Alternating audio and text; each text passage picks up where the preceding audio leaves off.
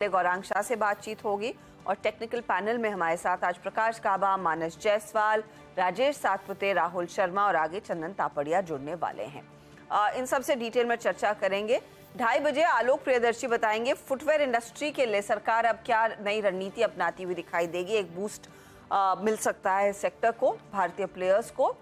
QSR sector की स्थिति कैसी है उस पर रोशनी डालने वाले हैं हम आज, क्योंकि सभी कंपनियों के नतीजे आ गए हैं।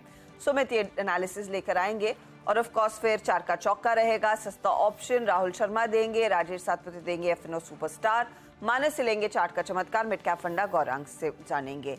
लेकिन कल का दिन अहम है। ITC, स्टेट बैंक, ये दो दिग्गज कंपनियों के नतीजे आएंगे और फिर ऑफ कोर्स एक लंबी लिस्ट है मिड कैप स्टॉक्स की।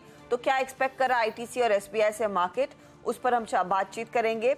मार्केट बिग वॉइस में हमारे साथ एक्सिस सिक्योरिटीज के चीफ इन्वेस्टमेंट ऑफिसर नवीन कुलकर्णी जुड़ने वाले हैं। फिर 3 बजे के बाद BTST ट्रेड्स और ऑफ कोर्स क्लोजिंग स्ट्रैटेजी पर भी आएंगे।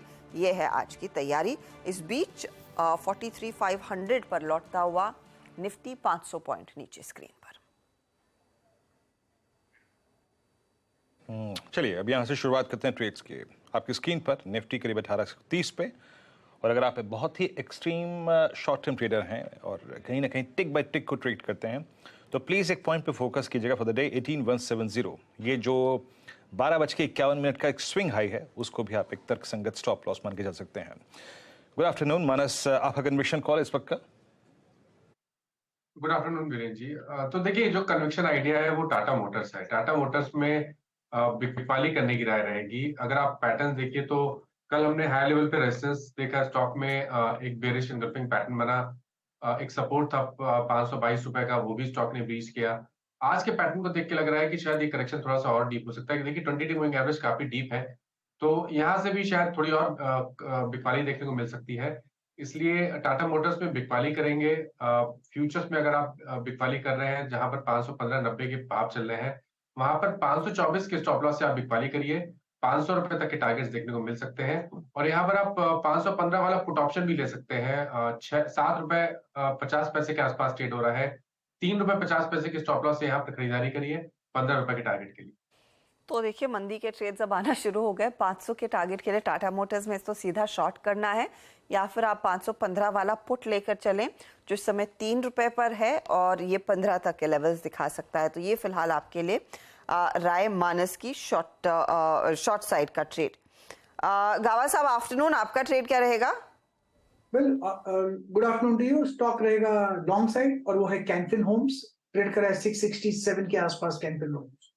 मेरे ख्याल से 660 का स्टॉप अगर चले, पॉसिबल है कि 680 देखने को मिल सकते हैं। कैनफिन होम्स मोमेंटम है और लगता है एक तेजी पकड़ेगा Canfin Homes. Yes, no doubt about that. इसमें कोई दो राय नहीं है कि कैनफिन होम्स बिल्कुल ही अलग एक, जिसे कहते हैं ना, स्ट्रक्चर है इस वक्त NBFC स्पेस में। और NBFC स्पेस में आज भी जब निफ्टी बैंक अगर आप देखिए कोलैप्स हो रहे हैं, एक बहुत स्ट्रॉन्ग मूव है। और कैनफिन होम्स, प्रकाश सर की स्टेट की खूबी क्या है, अक्टूबर 2021 से लेकर अब तक की पूरी sloping downward trajectory hardly by I think 50 रुपए उसको ये पार करता हुआ। बहुत अच्छी स्पॉटिंग प्रकाश सर आपकी है। राजेश सतपुते जी, गुड आफ्टरनून, आपका conviction trade. Good afternoon Virendra and good afternoon everyone. Virendra देखिए, नजर है परसिस्टेंट पे। इनफैक्ट परसिस्टेंट बहुत दिन से रडार पे है। ये डिप देता है लेकिन डिप 4,700 के नीचे नहीं जाता। 4,700 के आसपास आते ही बाइंग शुरू होती है। तो आज देखिए एट द डेज हाई पे खड़ा है, तो मेरे हिसाब से परसिस्टेंट एक शॉर्ट कवरिंग ही कैंडिडेट है। तो यहाँ पे टारगेट मेरा जो रहेगा वो करीबन रहेगा 4,850 से 4,900। तो करंट लेवल से 4,900 ही पकड़ के चलिए, वो ज्यादा प्रिसाइज होगा।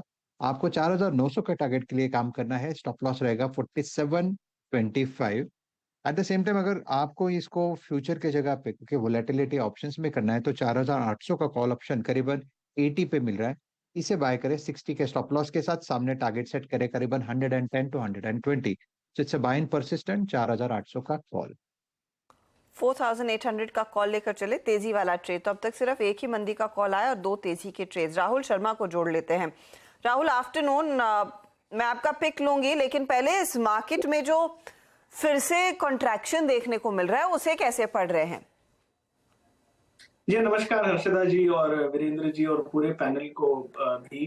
देखिए काफ़ी अच्छा मूव देखा 16-17,500 से हमने 18,300 तक का मूव दिखाया। एक पुल बैक यहाँ पर आना बहुत ही हेल्दी है और मेरे हिसाब से पुल बैक जो है आज 18,200 ऑलमोस्ट हमने 18,200 ब्रीच करके अभी उसके आस-पास ट्रेड कर रहे हैं। मेरे हिसाब से 2 लेवल्स हैं नीचे में ध्यान रखने के, एक 18,200 और एक 18,000 का। आई थिंक ये 2 लेवल्स पर बाय ऑन डिप की रणनीति रखें। पोजिशनली मुझे लगता है कि मार्केट का जो स्ट्रक्चर टेक्सचर दोनों अभी भी बाय ऑन डिप वाले हैं। मार्केट में स्ट्रेंथ बनी हुई है। हो सकता है कि एक टेक्निकल पुल बैक है यहाँ पर ये और मेरे हिसाब से लॉन्ग एडिशन ही करना चाहिए।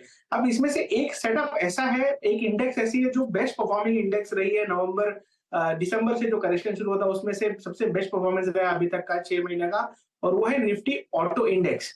अब ऑटो इंडेक्स में एस्कॉर्ट्स का सेटअप हमें यहाँ पर बहुत पसंद आ रहा है। तकरीबन 8% आज लॉन्ग बिल्डअप हुआ है। 400% फ्यूचर्स में वॉल्यूम आज ऑलरेडी क्रॉस हो चुके हैं और एक अच्छा ब्रेकआउट एस्कॉर्ट्स में यहाँ पे देखने को मिला है।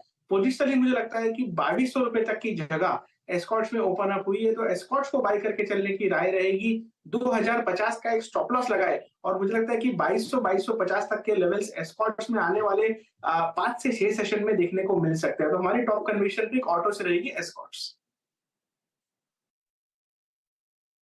ओके और यहाँ पे याद रखिएगा ऑटो स्पेस में आज एक सब्सटेंशियल लॉन्ग क्रिएट हुआ है। आज का अगर आप डॉक्टर साहब वो ओआई एडिशंस की शीट हो तो प्लीज़ दिखाइएगा। आज एस्कॉर्ट्स में 8.2% लॉन्ग बिल्डअप और नहीं एक्साइड में 26% बिल्डअप, एस्कॉर्ट्स में 8.2% बिल्डअप और हीरो मोटोकॉर्प ने इस दौर का नया हाईएस्ट क्लस्टर छुआ 6.5% ओआई एडिशन। ह्यूज, शानदार मोमेंटम अच्छा यहाँ पर है। गौरांग शाह हमारे साथ जुड़ चुके हैं। गौरांग जी गुड आफ्टरनून, कार्यक्रम में स्वागत है। और थोड़ा पेन है मार्केट में बट ये लाजमी है कि आप बहुत ओवर स्ट्रेच हो चुके थे। Nifty bank close to its all time high, close किया, मेट कर लिया पिछले हाई को। ये थोड़ा रिट्रेसमेंट है। गौरांग आप लोग अमूमन इस डिप का इंतजार कर रहे थे, पिछले आपकी कमेंट्री से वो काफ़ी हद तक स्पष्ट था।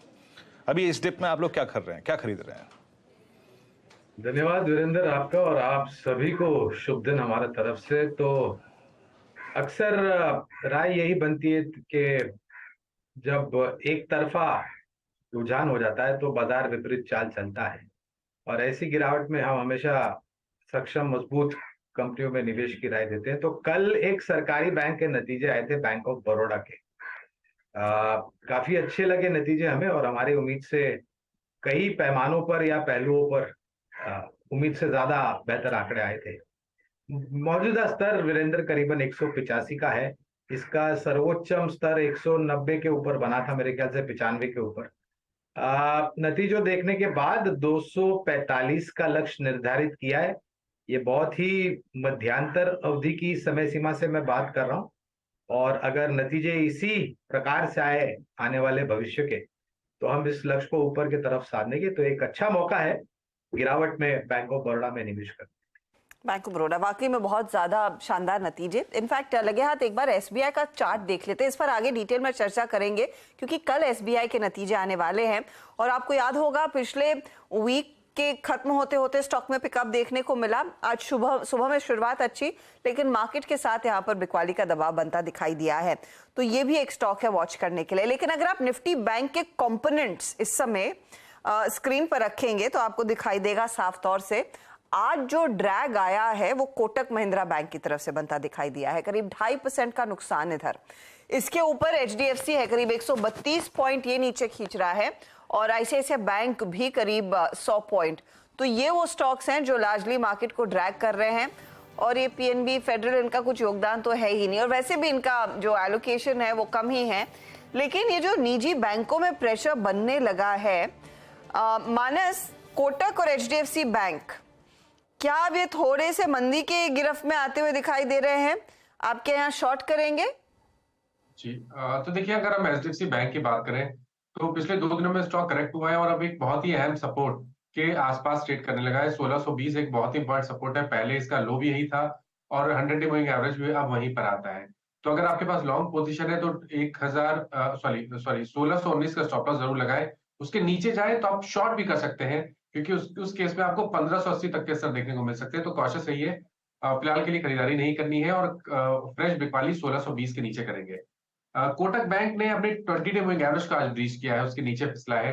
लेकिन उस हिसाब से अगर आप देखिए तो 1975 से क्रैक होना शुरू हुआ था, अब 1900 आ गया, तो शॉर्ट करने के लिए देर हो गई है। कोई उछाल मिले, कोई मीनिंगफुल बाउंस बैक मिले तो 1920 से 25 की रेंज में आप बिकवाली कर सकते हैं। फिर आप 1946 का स्टॉप लॉस लगाइए और तब आप टारगेट 1875 की सेट करिए। तो कोटक महिंद्रा बैंक में आप बिकवाली कर सकते हैं, लेकिन केवल उछाल में बिकवाली करनी है।